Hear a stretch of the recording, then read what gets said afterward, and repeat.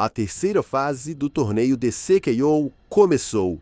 E, meus amigos, ela veio com tudo. Trouxe de volta o Batman que ri, trouxe o Imperador Coringa, uma nova forma do Superman e o tão aguardado crossover com os heróis do universo absoluto. Fala, galera, Rodrigo aqui, e no vídeo de hoje faremos o resumo e análise da edição número 3 da HQ DC KO, que mostra a terceira fase completa do torneio mortal da DC. Tem uma playlist com todos os vídeos dessa HQ que vou deixar nos cards e no comentário fixado. Não esqueça de deixar seu like, se inscrever no canal e ativar o sininho para não perder nada sobre o universo DC, especialmente sobre o Superman. E dito isso, vamos à história. O capítulo começa com uma narração explicando que no exato segundo antes do início da próxima rodada, Clark ouve gritos. Seu corpo reage por instinto, preparado para intervir, porque durante toda sua vida, aquele som sempre significou perigo. Mas então ele percebe que as crianças não estão gritando de medo nem de dor.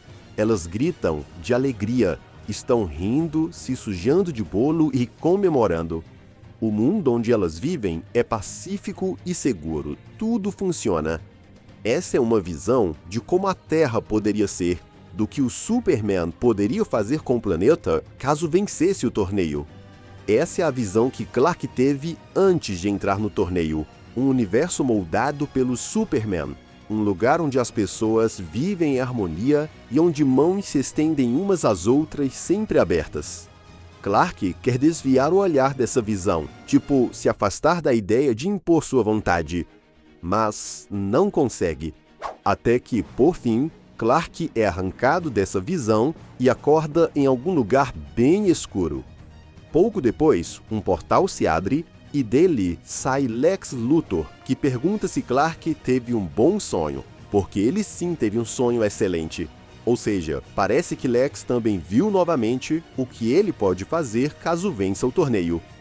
E não só ele, um a um, todos os competidores que passaram da segunda fase são arrancados de suas próprias visões. O Cyborg, de um mundo tecnológico perfeito, a Mulher Maravilha, de um universo iluminado pela verdade, o Coringa, de um vazio negro que ri, o Guy Gardner, de uma escultura grandiosa de pura força de vontade, a Zatanna, de uma maravilha sombria, e o Aquaman, de um reino de paz. Vendo os competidores que passaram de fase, o Superman já sente falta de tantos heróis que ficaram para trás. Mas antes que a conversa avance, o coração de Apokolips se impõe novamente. Ele explica que, em busca da vitória, Darkseid ocasionalmente se aliou a seres inesperados. Então, na terceira rodada, eles não lutarão sozinhos. Vai ser uma luta de duplas. E para isso, cada competidor precisa escolher um parceiro. Mas não um parceiro entre os 8 que passaram de fase, mas sim entre os competidores que já caíram. É aqui que vemos que eles estão naquele lugar onde tem as estátuas dos heróis que morreram no torneio, e eles podem trazer um deles de volta à vida para ajudá-los nessa fase. O detalhe é que até o momento, o Coringa acabou gerando mais energia ômega que os outros lutadores, e por isso ele vai ter uma vantagem. Ele não precisa escolher entre os competidores que já caíram. Ele pode escolher um parceiro de qualquer realidade. Quanto aos outros, eles podem escolher um aliado ou um inimigo em busca de sabedoria, de força ou de caos. Mas é preciso decidir rápido. Se não escolherem, a escolha será feita pelo próprio coração. E, de fato, o Superman é o último a escolher. Ele se coloca diante da estátua de sua prima. O coração estava quase decidindo pelo herói, quando Superman finalmente escolheu seu parceiro. E assim, recém-saídos de uma rodada brutal de confrontos individuais, os sobreviventes do torneio se preparam para a próxima fase. Todas as lutas até aqui foram até a morte, e apenas os mais fortes, os mais adaptáveis ou os mais cruéis conseguiram avançar. É então que as duplas finalmente são reveladas. Na primeira luta, Guy Gardner surge ao lado de Hal Jordan, dois Lanternas Verdes que vão enfrentar o Superman e o Shazam. Lembra que Billy estava bem empolgado para esse torneio, mas não teve chance? Acho que Clark pensou nisso na hora da escolha. Na segunda luta, Lex Luthor surge ao lado da Supergirl, uma dupla bem improvável, e eles vão enfrentar o Aquaman, que escolheu o Gavião Negro como seu parceiro, aquele que ele derrotou na fase passada. Na terceira luta, a Mulher Maravilha escolheu a Grande Barda, duas guerreiras bem disciplinadas, e elas vão enfrentar o Cyborg, que trouxe o Connor Hawke. Acho que Victor tem algum plano. E na última luta, a Zatanna, logicamente, aparece ao lado de John Constantine. Eles vão enfrentar o Coringa e o seu parceiro, que não é revelado nesse momento. Mas o vilão tá com aquele sorriso que diz que o melhor a gente guarda para o final. E com todas as equipes formadas, o Coração de Apocalipse faz um último anúncio, que as lutas comecem. Bom, todas as arenas são uma plataforma suspensa sobre um mar de lava, o que significa que uma queda pode ser o fim.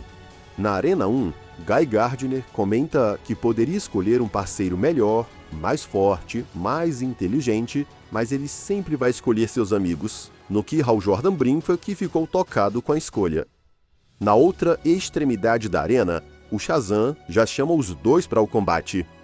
E, de fato, Guy e Hal vão com tudo para cima do Shazam, pedindo que Clark e Billy não levem para o lado pessoal quando começarem a apanhar. E o Superman reforça que não são eles quem vão apanhar. Assim se inicia um baita combate. Os Lanternas Verdes e os Campeões da Terra avançam ao mesmo tempo, deixando rastros de energia verde e descargas elétricas no ar. O Superman quebra construtos à base da força e essa vai ser uma luta bem acirrada. Enquanto isso, na Arena 2, o Gavião agradece ao Aquaman pela segunda chance, no que Arthur diz que é uma honra lutar ao lado desse grande guerreiro. Agora eles são mar e céu e se colocam em posição de combate. Do outro lado da arena, Lex Luthor ironiza a relação dos dois e ordena que a Supergirl acabe com eles. Só que, do nada, a heroína usa sua visão de calor contra o próprio Lex, questionando se ele realmente achou que ela lutaria ao seu lado. Ela prefere lutar junto com Arthur e Carter para tirar um vilão da jogada. Na Arena 3, Diana e Barda se preparam para liberar a fúria dos deuses sobre aqueles mortais, enquanto Connor agradece Victor pela oportunidade. O Cyborg reconhece Connor como um dos lutadores mais mortais do mundo, sem falar que ele acabou de melhorar as habilidades de Connor, infundindo nele aprimoramentos tecnológicos em nível microscópico. Daí, as duas guerreiras partem para cima deles, enquanto o Cyborg segue confiante. Por fim, a atenção se volta para a Arena 4. Enquanto Constantine faz algumas piadas, Zatanna pede que ele se concentre. Ela também pergunta quem o Coringa escolheu como parceiro, no que o vilão, com um sorriso largo e teatral, diz que ama rir e que decidiu trazer alguém que também ama rir. E é aqui que é revelado que a escolha do Coringa para essa fase do torneio, o parceiro do Coringa é o Batman. Ou melhor, o Batman que ri. Sim, amigos, um dos vilões mais tenebrosos e mais apelões do universo DC está de volta. Um personagem que é basicamente a fusão do Batman com o Coringa. Só de ver o vilão retornando, Zatanna e Constantine imediatamente usam seus poderes para acorrentar os dois. No entanto, o Constantine percebe que tem algo errado. Ele reconhece um truque à distância. E, de fato, nesse momento, o Coringa diz que o seu parceiro já pode revelar quem é de verdade. E, bom, com simples estalo, o vilão simplesmente desfaz completamente as magias de Constantine e de Zatanna. É quando é revelado que ele trouxe o Mxyzptlk como parceiro, para formar mais uma vez a sua lendária forma do Imperador Coringa. Sim, o Coringa surge trajando um manto real com uma coroa na cabeça, possuindo agora os poderes de um ser da quinta dimensão. Enquanto os heróis ficam ainda mais chocados, o Coringa não para de se divertir. E com um gesto bem exagerado, ele solta uma palavra mágica distorcida para atacar os heróis. Sim, o torneio entra agora em um novo nível de insanidade. Daí voltamos para a luta entre Mulher Maravilha e Ciborgue. Diana usa seu laço para arremessar a grande Barda contra seus oponentes. Sim, Barda se choca violentamente contra o chão, rachando a plataforma. No meio do impacto, Connor faz a pergunta que todos estamos nos perguntando. Por que o Ciborgue não escolheu alguém mais forte ou alguém que usasse magia? E, bem, Victor diz que o estilo de luta que Connor estudou, chamado Ashram, é baseado em impulsos humanos e imprevisibilidade, algo perfeito contra guerreiros tradicionais. E assim que o Ciborgue escanear e absorver as habilidades de Connor, ele vai poder lutar igual a ele. E é isso que acontece nesse exato momento. Ciborgue agora pode lutar igual ao Connor. E Connor possui aprimoramentos tecnológicos que o tornam forte e rápido igual ao Ciborgue. Eles são agora os Gêmeos Titãs. E completamente coordenados e sincronizados, eles lutam pau a pau com as super guerreiras. Enquanto isso, na arena ao lado, Constantine e Zatanna tentam conter o caos mágico que se espalha. O Coringa brinca que a magia deveria ser divertida e que só quer que eles sorriam. Daí, ele cria alguns construtos bizarros de palhaços que os heróis percebem que não é magia comum, e sim algum tipo de toxina visual, algo que ataca diretamente a mente. E, de fato, nesse momento, o Constantine para de responder a Zatanna. E para o desespero da heroína, quando ela olha para seu amado, Constantine está se transformando num tipo de Coringa, dizendo que acabou de pensar em algo muito engraçado. De volta ao Ciborgue, ele provoca Diana, dizendo que estão indo bem para simples mortais. E realmente Diana está passando sufoco. Mas daí, ela ordena que a grande Barda a ataque com toda a força possível. Sua aliada não entende muito bem qual é o plano, mas ainda assim obedece à Mulher Maravilha. E, realmente, quando Barda soca a Mulher Maravilha, Diana se defende com seus braceletes. Acontece que os braceletes de Diana, forjados a partir da égide, não apenas desviam os golpes, mas os amplificam. Então, o impacto do choque do soco mais forte da grande Barda com os braceletes de Diana é tão poderoso que poderia abalar os céus, ou, nesse caso, o inferno. Com isso, Ciborgue e Connor são arremessados para fora da arena, decretando a vitória da Mulher Maravilha. Após o golpe, Barda pergunta a Diana se foi por causa de sua força que ela escolheu, no que Diana responde que não. Ela explica que Barda foi treinada nos Poços de Fogo de Apocalipse e conhece o verdadeiro caminho da guerra desse lugar, então ela quer informação.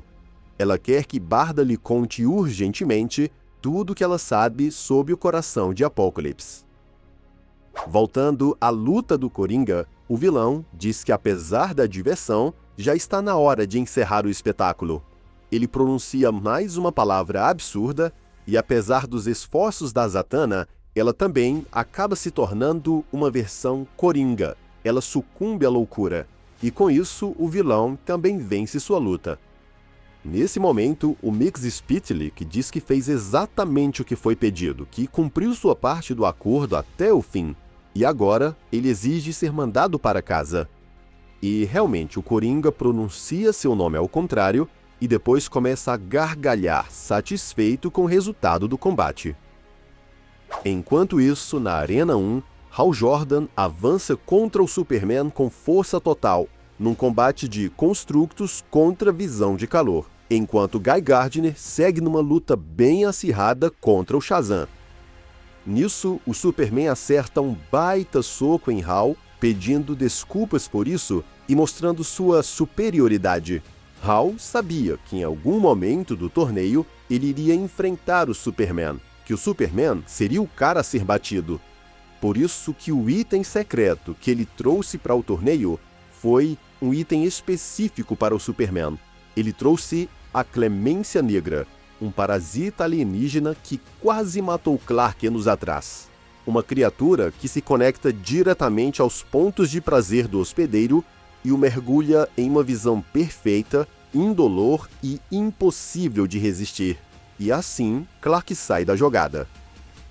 Na Arena 2, Kara continua dando uma surra em Lex Luthor, ainda irritada por ele ter achado que ela ficaria ao seu lado. Mas, como sempre, Lex tem um plano. Ele tinha certeza que ela ficaria do lado dele por causa de seu próximo ataque. Um ataque que, do nada, transforma a Supergirl. O próprio Aquaman percebe que algo mudou nela. E, sim, ela foi afetada por Kryptonita vermelha que Lex trouxe em sua armadura. Como sabemos, a Kryptonita vermelha deixa um kryptoniano tomado por pura raiva distorcendo seus impulsos. E Kara só pode pedir desculpas a Clark pelo que ela vai fazer. Daí temos um flashback, a continuação daquela noite de jogos entre Lois, Clark, Bruce e Diana. Em algum momento daquela noite, Lois e Clark foram até a cozinha. E ali, Lois falou um pouco sobre sua infância com sua irmã Lucy, sobre como o pai delas nunca deixava ninguém vencer nos jogos. Isso deixava Lucy bem arrasada, mas o pai via aquilo como uma forma estranha de amor. Ela comenta que Bruce é parecido nesse sentido, mas Clark é bem diferente. Clark fica feliz em ver os outros ganharem. Talvez o jeito de Clark não funcione para jogos, mas funciona para a vida. Daí, Lois segurou a mão de Clark e disse para ele voltar e ser o Superman. Agora pulamos para dentro da mente do Superman no presente. Clark está dentro de um mundo que deu certo. Nesse lugar, Clark não apenas consertou o presente, ele consertou tudo. Consertou o futuro e, de alguma forma, até o passado. De repente, alguém atravessa o tempo para encontrá-lo. E vemos que se trata de seus pais, Jor-El e Lara. Eles então se abraçam e, nesse momento, Clark sente uma paz perfeita, algo que nunca sentiu antes. No entanto, nessa hora, o Superman simplesmente despedaça a Clemência Negra e sai de dentro dessa ilusão. Acontece que as palavras de Lois ecoaram em sua mente. Vá lá fora e seja o Superman. Nisso, o Superman se enche de raiva, de fúria contra o que está sendo tirado dele, contra a verdade de que esse sonho poderia ser real, poderia ser a realidade de todos. Ele se enche de raiva contra o coração de Apokolips. Com o mundo desmoronando e o fim se aproximando, Clark sente aquele enorme desejo de salvar a todos. Ele vê os dois lanternas dando uma surra no Shazam, e então ele os ataca com a força de 1000 sóis queimando dentro dele. Enquanto isso, Kara Zor-El passa por uma transformação assustadora. Ela se torna uma criatura gigante, bestial, monstruosa e se volta contra o Aquaman e o Gavião Negro, segurando cada uma em suas mãos. Os heróis até tentam acalmá-la, fazê-la voltar a si, mas não tem jeito. A heroína simplesmente mata o Gavião Negro com sua visão de calor, até arrancando a cabeça do herói, e em seguida ela lança o Aquaman contra o chão com força suficiente para despedaçar a arena. Lex está de braços cruzados, encostado a uma parede, alegando calma e friamente que aprimorou a Kryptonita vermelha ao combiná-la com a Kryptonita prateada, elevando os delírios a um novo patamar. Ele ainda inseriu parte da Kryptonita preta para induzir uma violenta dissociação, por isso que Kara não consegue se controlar.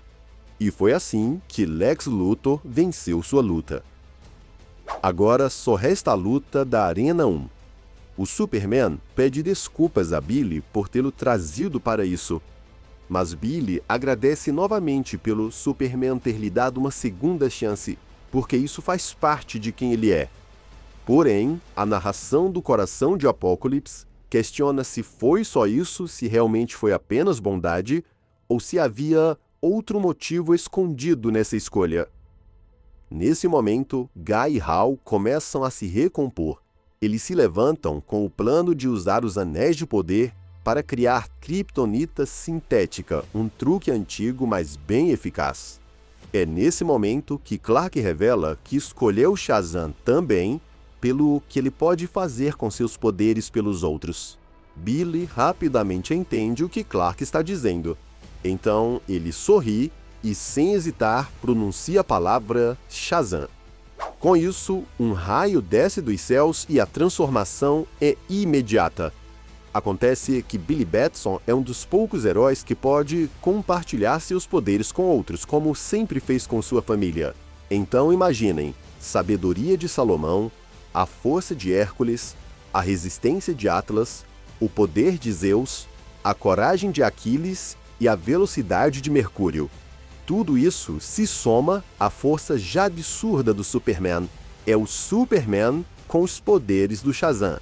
Inclusive, podemos ver que essa fusão possui alguns brincos, uma referência aos brincos Potaras do Dragon Ball, quando dois personagens fazem uma fusão.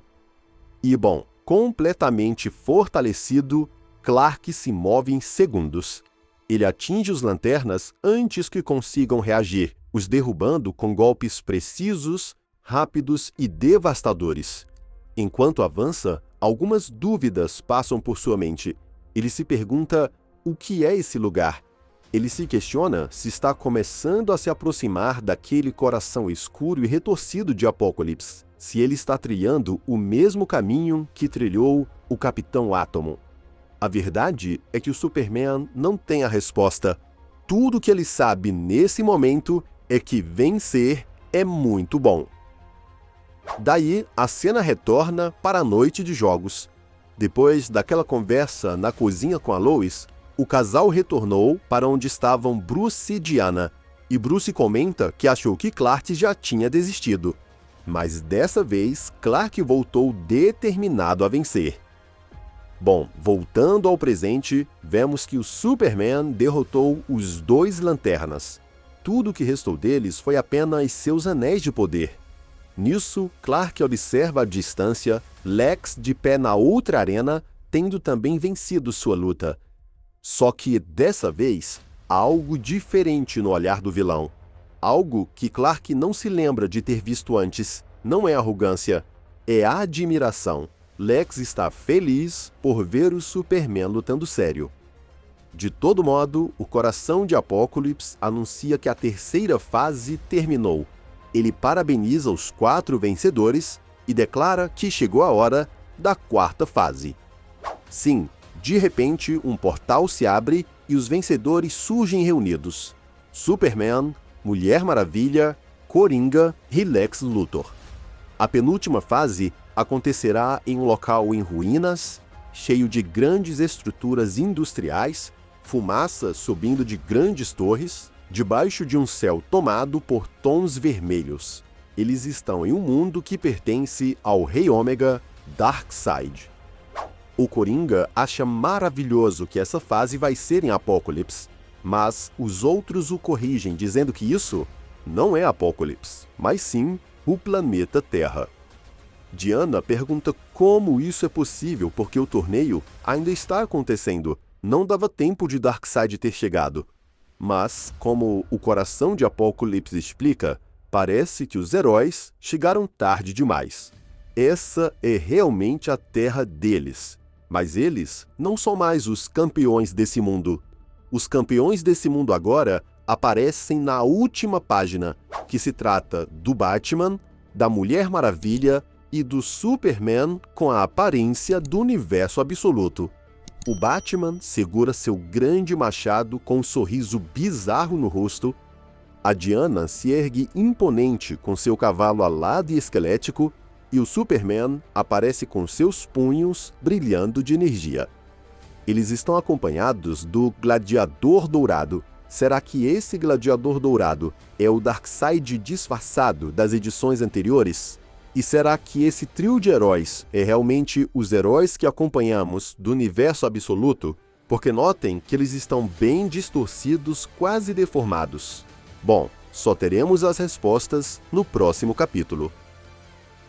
Agora comenta aí embaixo a sua parte favorita dessa edição e comenta sua teoria para o que vai acontecer no próximo capítulo, que com certeza traremos para vocês. Não esqueça de deixar o like para fortalecer o canal e se inscreve aí para não perder nada sobre essa saga. Muito obrigado por assistir e até a próxima aventura!